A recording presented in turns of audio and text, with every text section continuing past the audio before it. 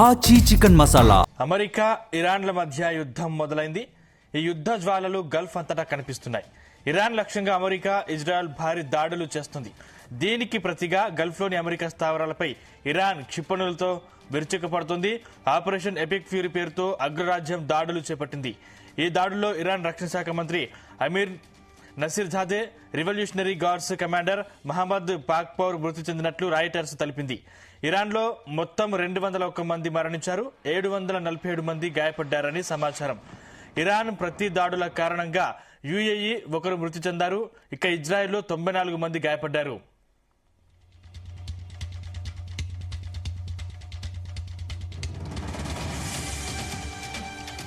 ఇజ్రాయెల్లో emergency ప్రకటించారు.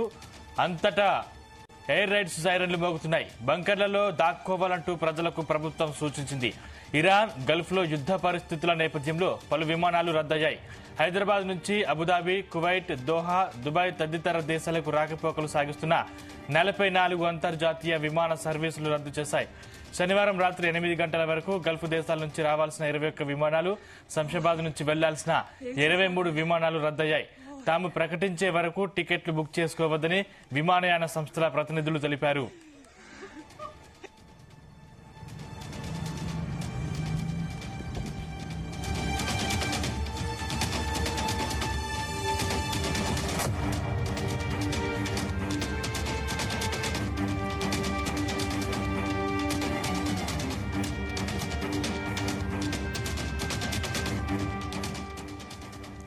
ఇదే అంశానికి సంబంధించిన మరింత పూర్తి సమాచారం మా ప్రతినిధి యాకేష్ అందిస్తారు. Yakesh, good morning Sandeep.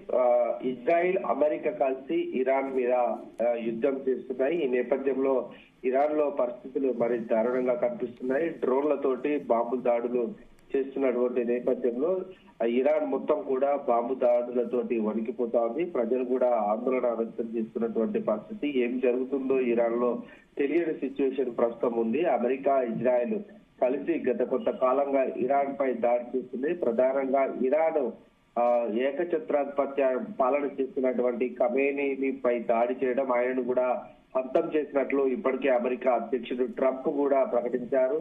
అయితే దీనికి సంబంధించి అధికారిక ప్రకటన రావాల్సినటువంటి నేపథ్యంలో ప్రస్తుతం ఖమేనీ కూడా ఈ ఇరాన్ అధ్యక్షుడిగా ఆయన చనిపోయినట్లు తెలుస్తా ఉంది. దీంతో ప్రజలంతా కూడా పెద్ద ఎత్తున ఇరాన్ రోడ్ల మీదకి వచ్చి సంబరాలు చేసుకుంటున్నటువంటి పరిస్థితి ప్రస్తుతం కనిపిస్తా ఉంది.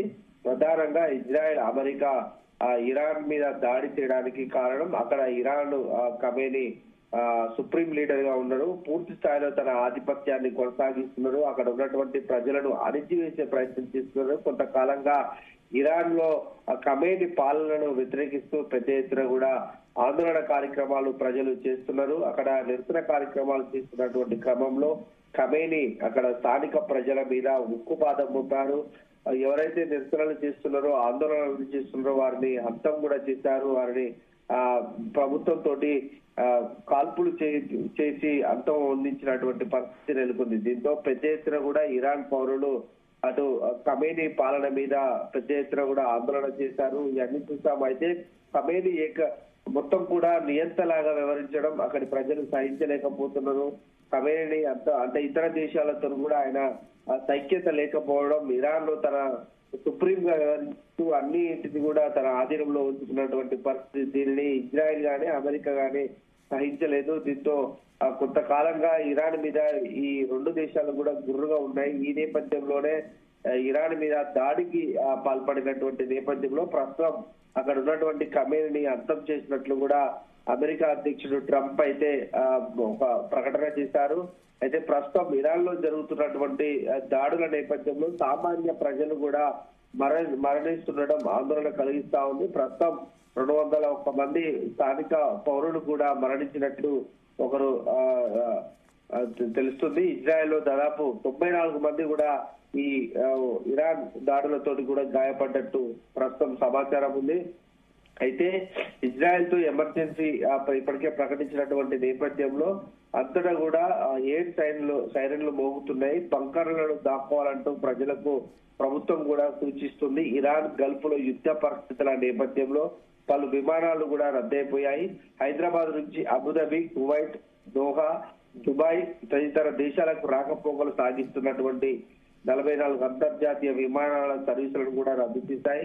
నిన్న రాత్రి 8 గంటల వరకు గల్ఫ్ దేశాల నుంచి రావాల్సినటువంటి 21 విమానాలు, శంషాబాద్ నుంచి వెళ్లాల్సినటువంటి 23 విమానాలు కూడా రద్దయిపోయాయి.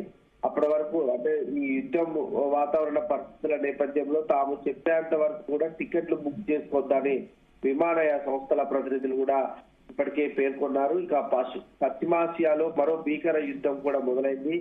గల్ఫ్ అంతటా యుద్ధాన్ని జ్వాలలు ఎగిసిపడుతున్నాయి. ఇరాన్ లక్ష్యంగా కూడా నిన్నటి నుంచి అమెరికా, ఇజ్రాయెల్ భారీ దాడులు దిగుతున్నటువంటి నేపథ్యంలో దీనికి ప్రతిదాడిగా కూడా గల్ఫ్ లోని అమెరికా స్థావరాలు ఇజ్రాయెల్ పై ఇరాన్ క్షిపణులతో కూడా విరుచుకుపడుతుంది.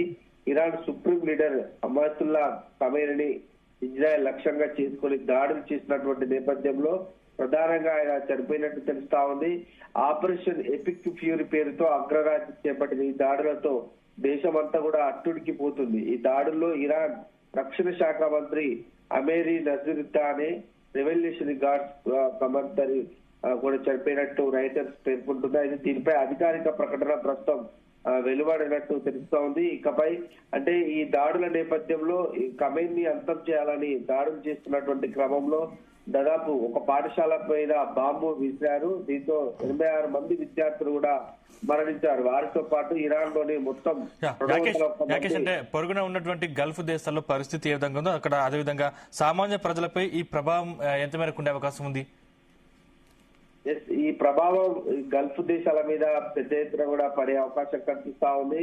అయితే ప్రస్తుతం ఇరాన్ మీద దాడి చేయడం, ఖమేనీని అంతం చేసినటువంటి క్రమంలో అక్కడ స్థానికంగా ఉన్న ప్రజలైతే ఆందోళనలు అంటే సంబరాలు చేసుకున్నటువంటి పరిస్థితి చాలా స్పష్టంగా కనిపిస్తా ఉంది. అయితే ఈ ప్రభావంతో ఇప్పటికే అనేక దేశాలు కూడా అట్టుడికిపోతున్నాయి. ప్రధానంగా ఇరాన్ మీద ఇజ్రాయెల్, అమెరికా దాడి చేసినటువంటి క్రమంలో గల్ఫ్ దేశాల పరిస్థితి కూడా చాలా గందరగోళంగా ఉంది. చాలా మంది కూడా ఈ వేసవి విడిది కోసము, ఇతర కాలక్షేపం కోసం కొంత గల్ఫ్ దేశాలకు చాలా మంది వెళ్తా ఉంటారు. సెలబ్రిటీలు కూడా అక్కడికి వెళ్తున్నటువంటి నేపథ్యంలో ప్రస్తుతం జరుగుతున్నటువంటి దాడులతో అక్కడి ప్రజలంతా కూడా వణికిపోతున్నారు. ఇతర దేశాల నుంచి కాసేపు అక్కడికి వెళ్ళి సేదతీరుదాం అనుకున్నటువంటి చాలా మంది కూడా సెలబ్రిటీలు ఇబ్బందులు పడుతున్నారు. మనం నిన్న కూడా చూసుకున్నాము. తెలుగు సినీ నటుడు విష్ణు కూడా తన ఫ్యామిలీ తోటి గల్ఫ్ కి వెళ్ళినటువంటి నేపథ్యంలో అక్కడ పరిస్థితిని డ్రోన్లతోటి వస్తున్నటువంటి విజువల్స్ తీసి కొంత కుటుంబం భయాందోళనలో ఉన్నట్లు చాలా స్పష్టంగా అర్థమైంది. అయితే గల్ఫ్ దేశాల్లో ఉన్నటువంటి ప్రజలు, అక్కడ ఉన్నటువంటి అతిథులంతా కూడా ఇబ్బందులు పడుతున్నారు. ప్రస్తుతం జరుగుతున్నటువంటి భీకర దాడులు తమ నివాసాల మీద కూడా పడతాయో అన్న ఉద్దేశంతో కూడా ఆందోళన అయితే కనిపిస్తా ఉంది. అయితే ఈ దాడుల నేపథ్యంలో ఇతర దేశాలకు అటు ఇరాన్ నుంచి వచ్చేటువంటి కొంత ఈ నిత్యావసర సరుకులతో కూడా ఇబ్బందులు పడే అవకాశం అయితే కనిపిస్తుంది. యాకేష్, అంటే గల్ఫ్ దేశాల్లో పరిస్థితి ఆ విధంగా ఉన్న నేపథ్యంలో ఏ నగరాలకి విమానాలు రద్దయ్యాయి? మొత్తం దాదాపుగా ఇంతకు ముందు మనం చెప్పినట్టుగా అనేక దేశాలకు విమానాల సర్వీసులు అయితే ప్రస్తుతం రద్దు చేసినట్లు తెలుస్తా ఉంది. మనం ఒకసారి గమనించుకుంటే 44 అంతర్జాతీయ విమాన సర్వీసులను రద్దు చేశారు. ప్రధానంగా హైదరాబాద్ నుంచి అబుదాబి, కువైట్, దోహా, దుబాయ్ తదితర దేశాలకు ఇప్పటికే రాకపోకలు సాగిస్తున్నటువంటి 44 అంతర్జాతీయ విమానాల సర్వీసులు అయితే రద్దయ్యాయి. నిన్న రాత్రి 8 గంటల నుంచే గల్ఫ్ నుంచి రావాల్సినటువంటి అనేక విమానాలు అంటే 21 విమానాలు, శంషాబాద్ నుంచి వెళ్లాల్సినటువంటి 23 విమానాలు కూడా రద్దయ్యాయని విమానయాన సంస్థలు చెప్తున్నాయి. ఈ ప్రాంతాల్లో క్షిపణుల దాడులు, బాంబు దాడులు కొనసాగుతున్నటువంటి నేపథ్యంలో విమానాలు ప్రయాణం చేస్తే ఆ బాంబులు వాటి మీద పడే అవకాశం ఉంది.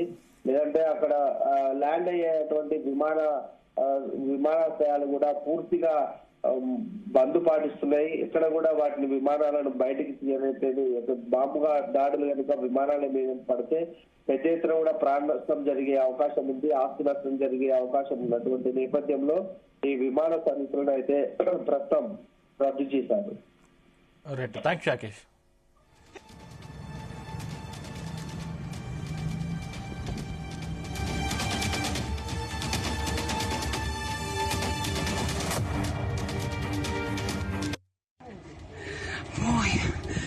بیتو زدن. وای.